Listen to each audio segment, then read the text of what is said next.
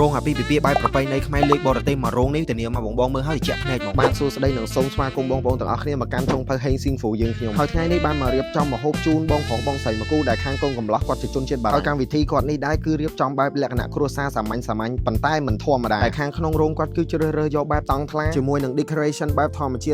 តិមានផ្កាធ្លាក់មើលទៅបែប fresh ឥឡូវសូមមកប្រាប់ពីម្ហូបដែលគាត់បានជ្រើសរើសយកដាក់ក្នុងកម្មវិធីហើយក្នុងនោះមានដូចជាគ្រឿងក្លែង6មុខហើយម្ហូបទី2នេះគឺជាស៊ុបក្តាមហើយម្ហូបទី3នេះវិញគឺជាទាពេកាំងរុំសម្បកពពាស្លឹកតយរួចម្ហូបទី4នេះវិញគឺជាឆាប៉ៅហ៊ឺក្រឡជាមួយនឹងម្ហូបទី6នេះគឺជាត្រីតុកែចំហុយទឹកស៊ីអ៊ីវហើយម្ហូបទី7នេះវិញគឺជាស្ងោរជ្រក់បង្គាក្លិនធម្មជាតិម្ហូបចុងក្រោយនេះគឺជាមីឆារួមទាំងមានបង្អែមលឿងមាត់ផងដែរគឺជាបបរត្នោតហើយបន្ថែមទៅទៀតនេះគាត់ក៏មានជាម្ហូបបែបបរទេសនៅក្នុងកម្មវិធីរបស់គាត់ដែរដែលយើងមើលទៅគឺប្លែកភ្នែកខ្លាំងមែនតើតែក៏សូមសរសើរដល់បងប្រុសបងស្រីដែរគឺពូកែរៀបចំកម្មវិធីខ្លាំងមែនតើហើយបាននិយាយពីសេវាកម្មដែលខាងចុងភៅហេងស៊ីងហ្វូយើងខ្ញុំមានគឺមិនត្រឹមតែផ្ដល់ម្ហូបដែលឆ្ងាញ់ជូនដល់កម្មវិធីបងគឺបងខាងរត់តុកមើលថែយកចិត្តទុកដាក់ភ្ញៀវរបស់ម្ចាស់កម្មវិធីខ្លាំងមែនតើគឺផ្ដល់ភាពកក់ក្ដៅយ៉ាងពេញចិត្តហើយរឿងដែលសំខាន់នៅក្នុងកម្មវិធីមួយទៀតនោះគឺតុកចានកៅអីនឹងបងចង់បានបែបមិនក៏បានដែរចង់បានតុកធម្មតាឬក៏ VIP គឺខាងចុងភៅយើងរៀបចំជូនយ៉ាងស្អាតតែម្ដងអញ្ចឹងបើសិនជាបងមានកម្រងរៀបចំកម្មវិធីផ្សេងៗបងអាចតាក់ទងមកខាងចុងភៅហេងស៊ីងហ្វូយើងបានដែលមានលេខទូរស័ព្ទនៅខាងក្រោមនេះ